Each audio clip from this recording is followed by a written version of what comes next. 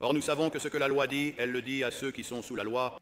C'est à ceux qui sont sous la loi qu'elle le dit, afin que toute bouche soit fermée et que le monde entier devienne coupable devant Dieu.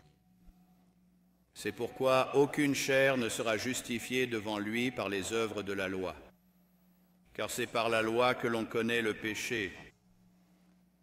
Mais maintenant la justice de Dieu sans la loi est manifestée. Elle est attestée par la loi et par les prophètes. La foi en Jésus-Christ génère la justice divine accordée par Dieu pour tous et surtout ceux qui croient, car il n'y a pas de différence.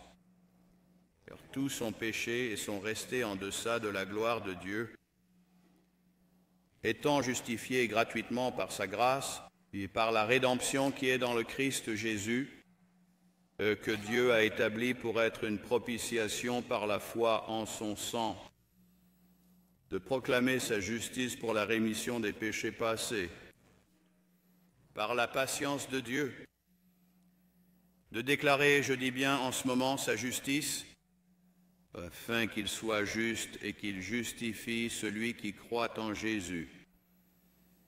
Où est donc la vantardise? Elle est exclue. Par quelle loi? Par les œuvres? Non, mais par la loi de la foi. Nous concluons donc que l'homme est justifié par la foi sans les œuvres de la loi. Est-il le Dieu des Juifs seulement? N'est-il pas aussi celui des païens? Oui, des païens aussi. Puisque c'est un seul Dieu qui justifiera les circoncis par la foi et les incirconcis par la foi. Annulons-nous donc la loi par la foi? Dieu nous en préserve. Au contraire, nous établissons la loi.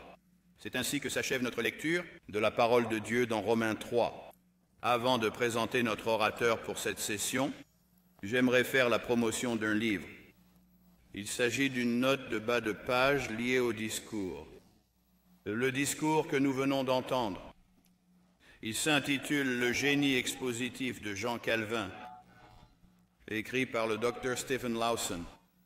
Un livre intéressant sur les sujets de Calvin, les mêmes sujets que ceux abordés par le pasteur Key, et les renforcera. Le prix de ce livre est raisonnable et est disponible auprès de notre bon ami, Gary Vanderschaaf Hout, recommandé. Je voudrais maintenant vous présenter notre orateur pour cette session. Notre conférant R. Stewart. La 4e session de notre conférence Calvin est présidée par le révérend Angus Stewart. Le révérend Stewart est originaire d'Irlande du Nord, qui en tant que membre de l'Église protestante réformée d'Irlande du Nord, il est arrivé aux États-Unis en 1997 pour commencer des études au séminaire protestant réformé. Le révérend Stewart a obtenu son diplôme en 2001 et a été appelé à retourner en Irlande du Nord et à servir dans sa congrégation d'origine. Avant de rentrer en Irlande, il fut appelé à retourner en Irlande du Nord et servir sa congrégation. Et alors qu'il était encore sur le sol américain, il a prononcé les vœux du mariage en prenant pour épouse Mademoiselle Mary Hancock.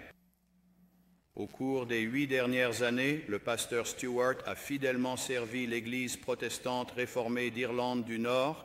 Il a été le fer de lance de ses efforts d'évangélisation dans les îles britanniques et au-delà. Il a donné de nombreuses conférences, publié de nombreuses brochures, rédigé de nombreux articles sur le site web de sa congrégation. Il siège au conseil d'administration de la British Reformed Fellowship, a participé à de nombreux débats, a été interviewé par la BBC, à la radio et à la télévision. J'ai le grand plaisir de vous présenter l'homme que j'adore énormément par ses collègues et amis, Révérend Stewart. Il parlera sur la doctrine de Calvin, de Calvin. Révérend Stewart.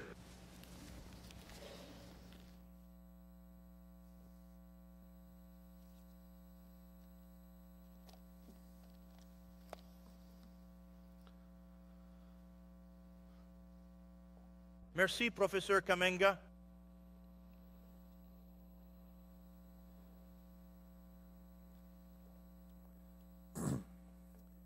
Dès la première fois que j'ai lu les Instituts de Calvin, j'ai été profondément frappé. J'ai été profondément frappé par une chose en particulier dans son traitement de la justification, c'est-à-dire son appel répété et énergique à nous considérer devant le tribunal céleste de Dieu Tout-Puissant. Il ne fait aucun doute que vous êtes tous conscients des questions théologiques. La justification signifie-t-elle rendre juste ou reconnaître juste? La justification est-elle l'infusion de la justice ou l'imputation de la justice? La justification se fait-elle par la foi et les œuvres ou par la foi seule? Et ces questions ne sont pas des batailles de mots frivoles, comme le dit Calvin. Il dit qu'il s'agit d'une citation, une affaire extrêmement sérieuse, car nous ne sommes pas devant un tribunal humain, mais devant le tribunal céleste. Cela donne une certaine perspective. Notre controverse sur la justification avec Rome avec des protestants à l'esprit œcuménique qui nous ramèneraient à Rome avec la nouvelle perspective sur Paul, avec la vision fédérale, avec ceux qui prétendent que la doctrine de Calvin sur la justification n'est pas celle de Martin Luther, de Martin Luther. Écoutons Calvin. Dans les cloîtres ombragés des écoles, n'importe qui peut facilement et aisément jacasser sur la valeur des œuvres dans la justification des hommes, mais quand nous venons devant la présence de Dieu, nous devons renoncer à ce genre d'amusement. Encore une fois, ces rabbins fortunés discutaient de ces questions à l'ombre, dans des fauteuils confortables, mais lorsque le juge suprême s'assoira sur son siège, ses opinions vantées devront disparaître. C'est ce que nous devions rechercher, la confiance que nous pouvons apporter à son tribunal pour notre défense, et non ce dont nous pouvons parler dans les écoles et dans les coins. Et écoutez cet appel éloquent et puissant qui nous invite à nous concentrer sur la justice majestueuse de Dieu afin que nous ne nous contentions pas de parler ou de jacasser de la justification dans ce discours et à cette conférence. Je cite, à cette question, j'insiste, nous devons appliquer notre esprit